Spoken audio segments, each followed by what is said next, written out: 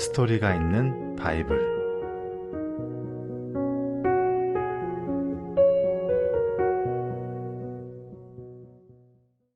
아브람과 이삭, 그리고 순종. 이삭은 어느덧 아주 튼튼한 소년으로 자랐습니다. 아버지를 도와 양과 소와 어린 양을 돌보는 일을 했습니다. 또 이삭은 하나님께 제사 드리는 법도 아버지인 아브람에게 배웠습니다. 이삭이 먼저 커다란 돌들을 가져와서 잘 쌓아 올리고 그 위에 나뭇가지를 한 더미 올립니다. 그 사이 아브라함은 가축대가 있는 곳으로 가서 건강한 어린 양을 찾아 나뭇가지 위에 올려놓습니다. 그리고 나뭇가지에 불을 붙여 타게 만듭니다. 이렇게 하는 것을 하나님께 제사한다고 합니다. 사람들은 이렇게 제사를 함으로 자신들이 하나님을 사랑한다는 것을 하나님께 알려드리는 것이죠. 아브라함은 종종 이삭에게 예전에 있었던 일들을 들려주었습니다. 아주 오래전 아브라함과 사라는 다른 나라에서 살았고, 하나님이 두 사람에게 나타나 지금 살고 있는 이곳으로 길을 떠나라고 말씀하셨습니다. 그리고 하나님은 이 모든 땅이 나중에 아브라함 자손들의 것이 될 거라고 말씀하셨지요. 하나님은 두 사람에게 아들을 주시겠다는 약속도 하셨습니다. 하지만 이삭이 태어나기까지 두 사람은 25년 동안 기다려야만 했지요. 처음 그 약속을 주실 때 이미 아브라함과 사라는 아이를 낳기에는 너무 나이가 많았습니다. 이삭은 순종을 잘하는 아이였습니다. 항상 아브라함이 원하는 대로 했습니다. 한 번도 싫어요, 안 할래요, 왜 그 일을 해야 돼요? 라고 말한 적이 없었습니다. 아브라함은 이삭을 정말 많이 사랑했습니다. 하나님이 생각하셨습니다. 아브라함이 나보다 이삭을 더 사랑하는 것은 아닐까? 그래서 하나님은 아브라함에게 매우 어려운 것을 시켜보기로 마음먹으셨지요. 어느 날 밤, 하나님이 아브라함에게 말씀하셨습니다. 아브라함아, 네가 가장 사랑하는 아들 이삭을 나에게 제물로 바쳐라. 모리아 땅에 있는 산에 와서 이삭을 바쳐라. 아브라함이 놀라서 하나님께 여쭤보았습니다. 저더러 양 대신 이삭을 제단 위에 올리라는 말씀이신가요? 이삭을 죽여서 제물로 바치라는 말씀이십니까? 하지만 하나님은 더는 말씀하지 않으셨습니다. 정말 무서운 일이었습니다. 사라와 아브라함은 이삭이 태어나기를 정말 오랫동안 기다렸지요. 그런데 그 이삭을 제물로 바친다고? 그러면 이삭이 없어지는 건데? 하나님이 정말 그걸 원하시는 걸까? 아브라함의 머리는 복잡해졌습니다. 절대로 이삭을 잃을 수는 없었지요. 하지만 아브라함이 하나님의 말씀대로 하지 않는다면 하나님께 순종하지 않는 것입니다. 하나님께 불순종하게 되는 것이지요. 아브라함은 하나님께 불순종하는 것도 싫었습니다. 아브라함은 하나님을 아주 많이 사랑했기 때문입니다. 아브라함은 하나님이 언제나 자기를 보살펴 주신다고 믿고 있었습니다. 그런데 아브라함이 하나님이 시키시는 대로 한다면 이삭을 잃게 됩니다. 이삭을 죽여서 제단 위에 올려놓아야 합니다. 제사를 드릴 때 양을 바치는 것처럼 말입니다.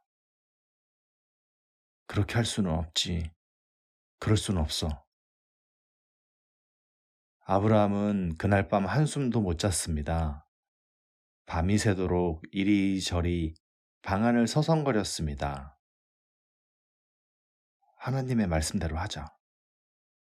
아니야, 그럴 수는 없어. 아무리 생각해도 정말 어려운 문제였지요. 하지만 아침이 되자 아브라함은 자기가 무엇을 해야 하는지 분명히 알게 되었습니다. 결정을 내린 것입니다. 하나님께 순종하기로 말입니다. 하나님이 시키시는 대로 이삭을 제단 위에 제물로 바치는 것입니다. 하나님께서는 모든 것을 할 수 있으셔. 이삭이 죽더라도 하나님께서 다시 살려주실 거야. 그리고 나에게 돌려주실 거야. 하나님은 나중에 이삭의 자손이 많아질 거라고 말씀하셨잖아? 그리고 이 모든 땅이 우리 자손들의 땅이 될 거라고 약속하셨어. 하나님은 약속을 지키시는 분이야. 하나님께서 약속하신 것은 꼭 이루어진다고. 아브라함은 이삭을 불렀습니다. 그리고 말했습니다. 이삭아, 며칠간 여행을 떠나자꾸나. 여행을 간단 말에 이삭은 기분이 좋아서 따라 나섰습니다. 하인을 2명 데리고 길을 떠났지요.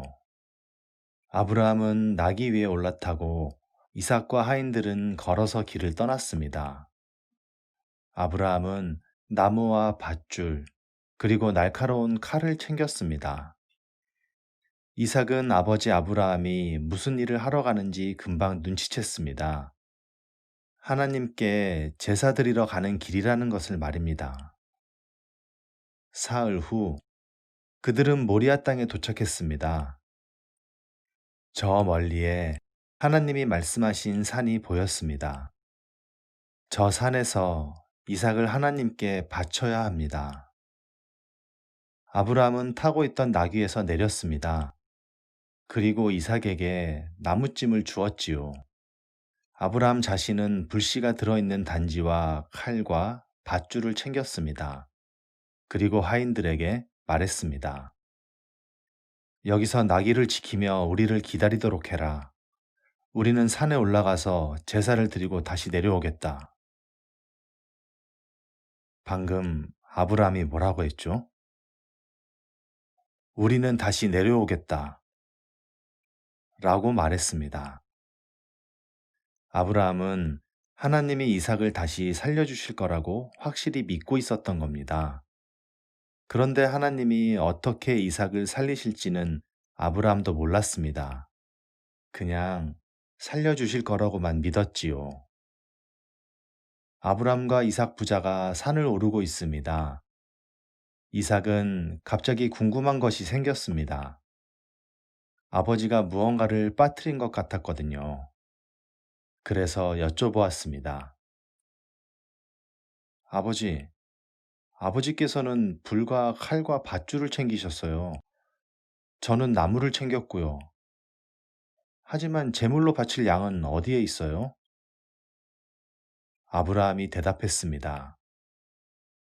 얘야, 그건 하나님께서 직접 준비해 주실 거란다. 이삭은 더는 묻지 않았습니다. 그렇게 두 사람은 산을 올라갔습니다. 하나님이 말씀하신 곳에 도착한 두 사람은 돌들을 모아 제단을 만들었습니다. 이삭이 제단 위에 나뭇가지를 올려놓았습니다. 그리고 아브라함이 이삭에게 하나님의 말씀을 전해야 할 시간이 되었습니다. 이삭을 제물로 바치라는 바로 그 말씀 말입니다. 이삭은 지금까지 항상 순종해 왔습니다.